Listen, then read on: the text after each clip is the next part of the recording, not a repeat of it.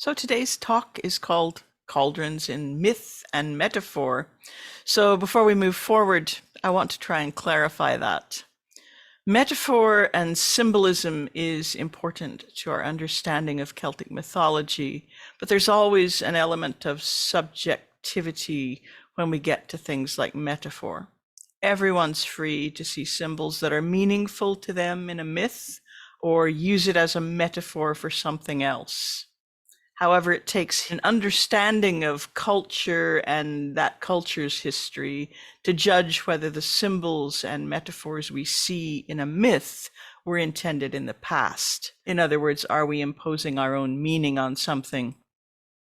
Which is okay to do, but it's good to know that you've done it. So that's why I mentioned some common assumptions about cauldrons at the start of this series. Ideas that they symbolize the Holy Grail or things like wombs, fertility, or abundance. By their very nature as containers, cauldrons can be many things and contain many different substances. They have as much in common with cups and buckets as they do with containers for witches' potions or esoteric concepts. If we look back over the ideas we've touched on so far, we can see that they both have solidity as they're described, and many of them have layers of meaning, which when you give them some thought, I think you'll see it's like layers of an onion. So that's pretty much in line with Celtic modes of thought. There's always a lot under the surface and another layer under that. The Dagda's Cauldron of Plenty appears to be a real cooking pot. I'm not suggesting that it necessarily exists in solid reality. I don't expect it to turn up in an archaeological excavation, but within the story, it's described as a physical item belonging to the Dagda, who brought it from Mirius, one of the cities of the north. At the same time, it appears to be symbolic of the Dagda's nature as an exemplary king who puts great emphasis on hospitality. So the enormous serving vessels found in elite burials from the Iron Age are entirely real, but they seem to be sending a similar message: the king's power to distribute food and drink to his people. So they're a kind of seal of office or symbol of his ability to care for his people. Besides hospitality, another pillar of kingship is justice, especially in the sense of fair or correct judgment. And as we've talked about, justice is impossible without discernment of the truth. We've seen how Manannan's cauldron requires truths to be told before it would cook the food put into it, and how the cauldron of Dúrnach Withel would not boil food for a coward. Manannan gives Cormac a truth-discerning cup in the same story, while the otherworldly woman Cleena Fairhead gives Taig a cup, which may protect him from death, but will also predict his death. So all these items are magical, but within their stories, they are real objects, just as the Cauldron of Rebirth, carried from Ireland to Britain and back again, is a real object in its story. We can liken it to a womb, but it's more than just a symbol. It's a powerful magical object in its own right. So you probably know the story of Cerridwen's cauldron. Cerridwen is the wife of a nobleman who knows about witchcraft and sorcery. In an attempt to turn her ugly and unlovable son, Morvran, into a great poet, she takes a cauldron and brews a magical potion. Again, the cauldron itself is just a vessel. By the start of the early modern period, when this folklore is recorded, cauldrons have come to be associated with stereotypical witches, like the witches in Shakespeare's Macbeth. Yet at the same time, cauldrons were still in common use as household items. They're familiar objects and potent symbols at the same time. So the story goes on to tell that the potion must brew for a year and a day, so Cerridwen hires servants to help her. a blind man to stoke the fire, and the little yeoman's son, Gwion, to stir the cauldron. The 3 drops of Awen rise to the surface at the expected time, but somehow they land on Gwion instead of on Cerridwen's son.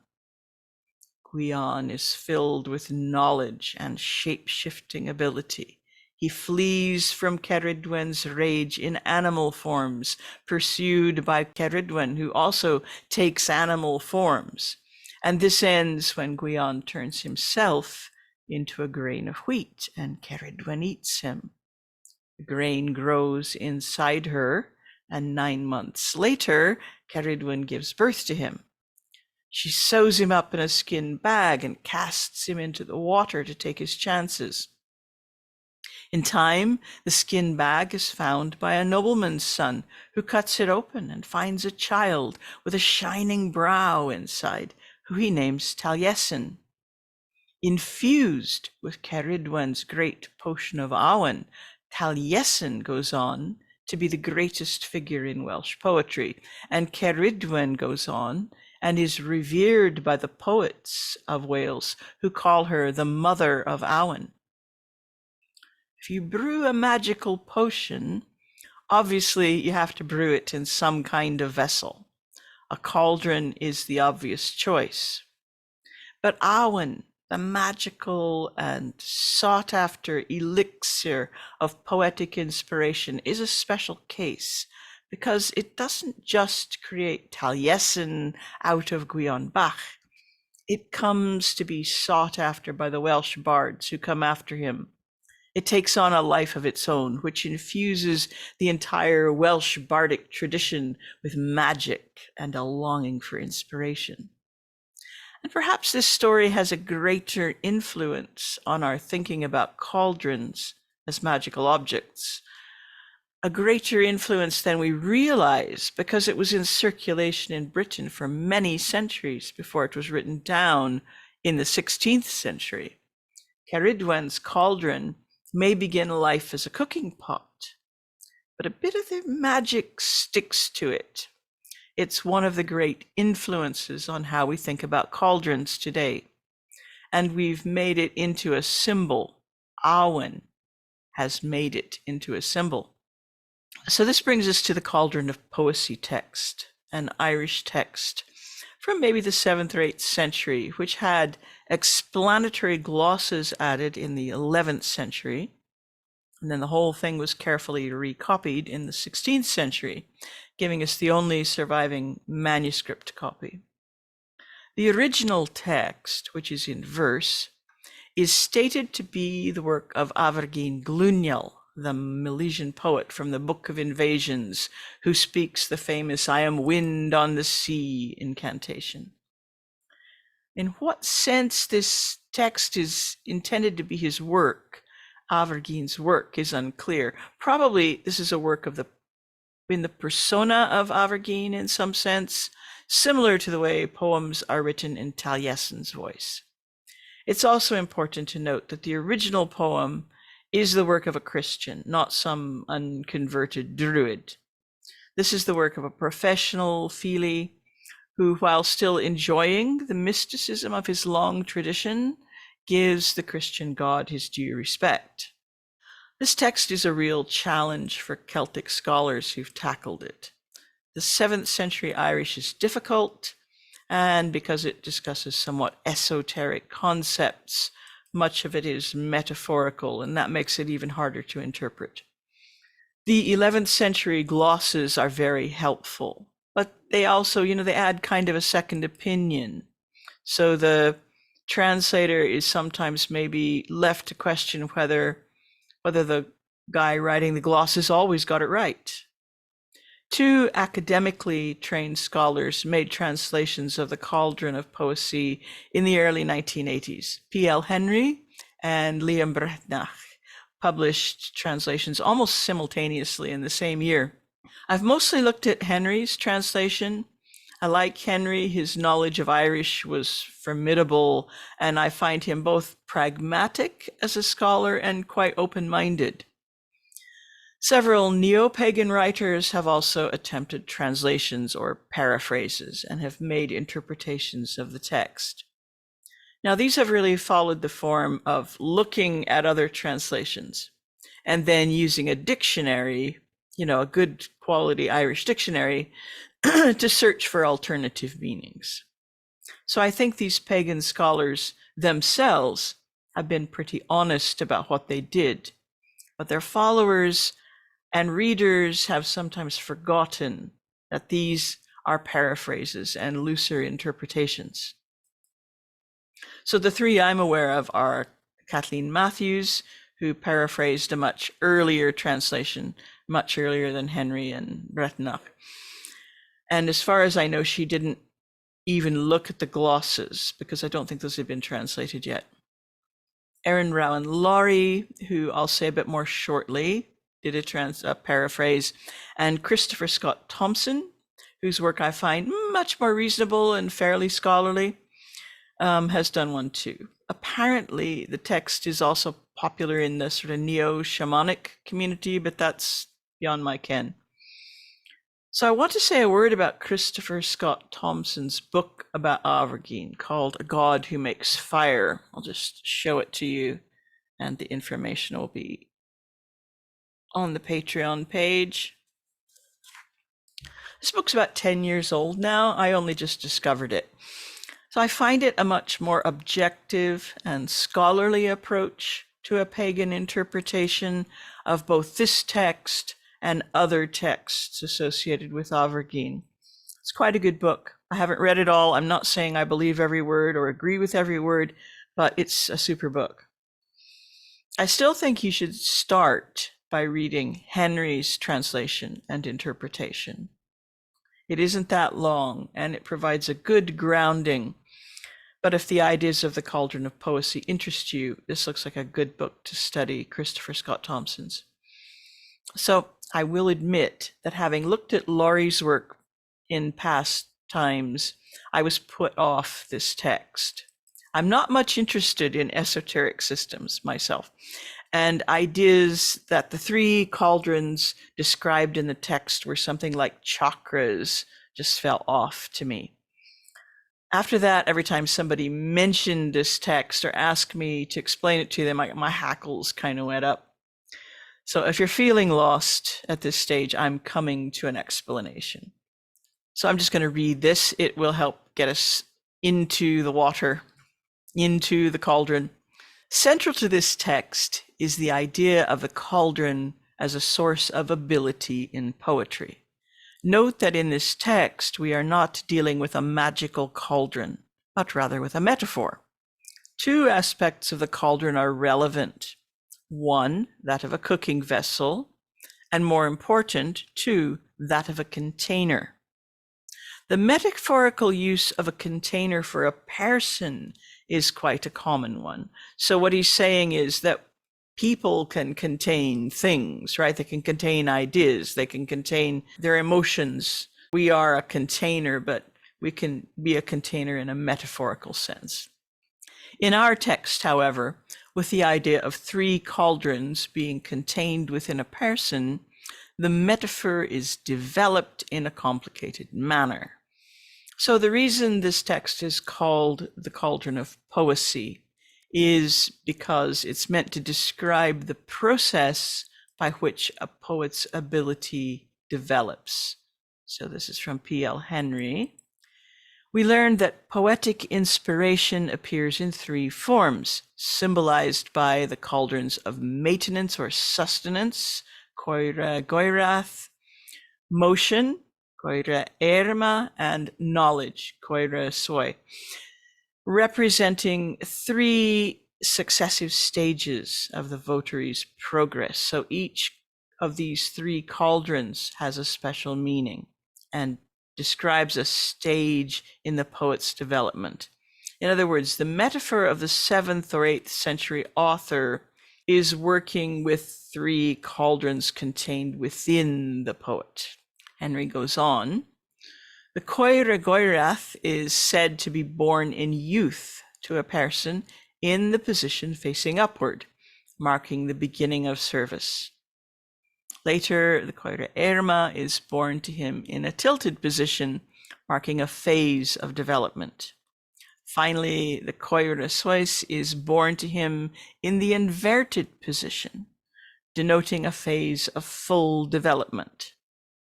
The cauldron positions are clearly symbolic, and they seem to reflect a druidic terminology for bodily postures during ritual and poetic practices. These bodily postures aren't entirely clear. The first one probably corresponds to lying on the back, the upturned cauldron, a typical posture for composition among bardic students. We know that from lots of texts. The other two might suggest face down prostration and a crouching or bowing form of prostration, but there's less agreement or clarity about that. The coire goria has a few possible meanings and is sometimes translated as the cauldron of warming or heat. So the text states that out of this cauldron, knowledge is distributed to people in their youth. Good is the cauldron out of which one measures by letter and verse foot, that is to say, knowledge of grammar, writing, and metrics, which is, of course, a necessary prerequisite for any learned person. Henry expands on this quite a bit. He says the warming metaphor is prominent in the language of law and religion. So, for instance, mach gor can mean a dutiful son, a warm son, right? S-O-N. And goira, like the Sanskrit tapas, heat, that is religious observance or piety. Linked to this is the epithet sun, S-U-N, applied to religious luminaries. So, for instance, St. Stephen is called a fair sun that warms thousands. Henry's comments here make me think of how bridge is associated with fire and brightness, as is Lou, both of whom are associated with poetry and with the skill side of things, at least as much as the inspiration side. In fact, I wonder, based on this, whether we wrongly ascribe bridge's association with poetry as relating to inspiration when it might more correctly relate to poetic skill or craftsmanship. Henry then describes the other two cauldrons a bit further. Of the other two cauldrons, the coire sois or sophis, you'll see why he says that, cauldron of knowledge is transparent, the epithet being compounded of so, good, and phis, knowledge. Now that's something that Christopher Scott Thompson seems to miss, I noticed when I was reading his book. So that's why it's good to read a scholarly commentary from someone with a just formidable knowledge of Irish that Henry had. In coire erma, the cauldron of motion, or course, or progress, this appears to bring the idea of motion into relief, particularly turning, the adjustment of the cauldron, the technical term for the adjustment of the cauldron. So the cauldron of motion is where things get really interesting. The idea in the glosses is that it's things which happen in the life of a poet and the ensuing emotions which turn this cauldron, thereby making him a better poet. I think that as you mature as a poet, you probably do become aware that this has been happening throughout your development. The very good times and the very bad times are where the inspiration tends to come from. Face downwards, the cauldron of motion is in him until sadness or joy turn it. In other words, in the poet. How many divisions are there of the sadness which turns it? Not difficult. 4. Longing for home, grief for friends, and the pangs of jealousy, and of pilgrimage for God's sake. And it is from within that these 4 bear upon him, although it is brought from outside. So whatever happens in your life is due to outside forces, but how you respond to it as a poet, how it changes you as a poet, that happens inside. There are then two divisions of joy by which the cauldron of knowledge is turned, divine and human. Of human joy, there are four divisions. Pleasure at the jealousy of cuckolding of the lover, wow, and joy at the restoration of health, and at freedom from anxiety, at all the goading which there is, until one turns to poetry. And I think here what I'm reading in Henry and Breathnach and so on is that this refers to the early training of the poet. For goodness sake, get yourself together, boy, and learn your rules. And joy over the law of poetry after diligently applying it, and joy at the assembly of poetic knowledge offered by the 9 hazels of fair fruit on Shegish in fairyland. Divine joy, so those were all the human joys, right? Divine joy, however, is a visitation of grace to the cauldron of knowledge, which turns it upward. And from this there are divine and human prophets and commentators of grace and service together. I think what he's saying here is there are religious prophets and secular prophets.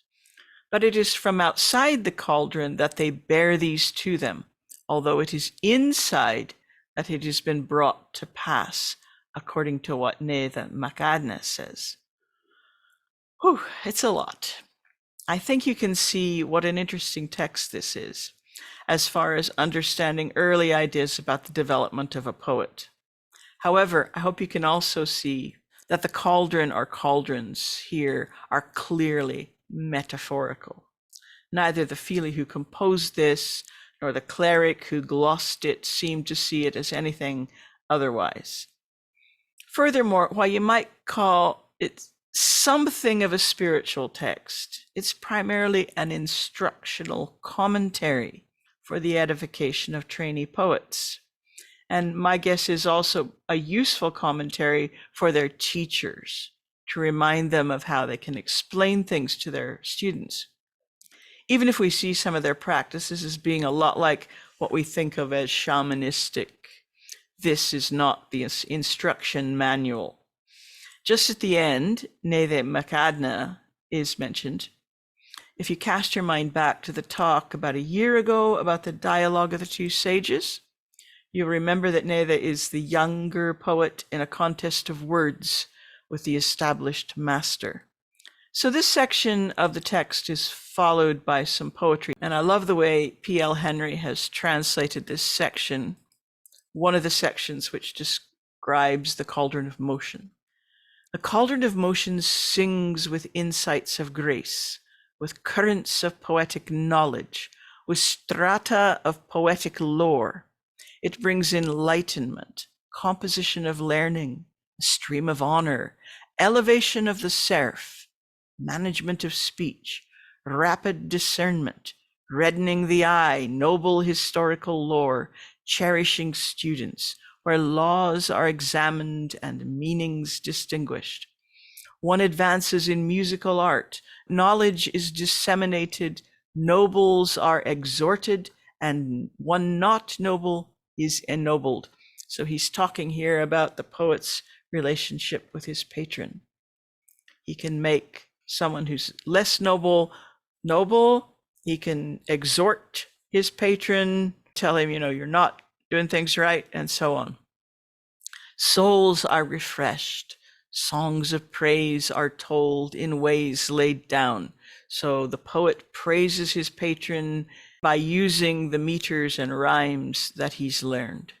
With differences of grades in the pure measures of nobility, with the fine utterances of the learned, streams of learned laws, the noble womb in which is boiled the basis of all poetic knowledge, which is disposed according to rule. So this is very much hearkening, reminding us, I suppose, of the Cauldron of Awen and Cerridwen. But obviously here he's just talking about the Cauldron of Motion. I'll just read that last bit again. The noble womb in which is boiled the basis of all poetic knowledge, which is disposed according to rule and advanced by application. Poetic inspiration activates it. Joy turns it. It is manifested through sadness, constant its power, which therefore perishes not. The cauldron of motion sings. So the next talk really will be the final one, and I've got a few more bits to talk about in that one, and then I'll try and tie everything together for you as best I can. If you're enjoying this series, why not take one of my online classes? There's almost always something on offer. Some classes have tiered pay-what-you-can pricing, and there are usually a few scholarships available for the more expensive classes. To get notifications about classes and about scholarships when they're announced, you can go to my website and subscribe to my newsletter, or follow me on my Patreon page.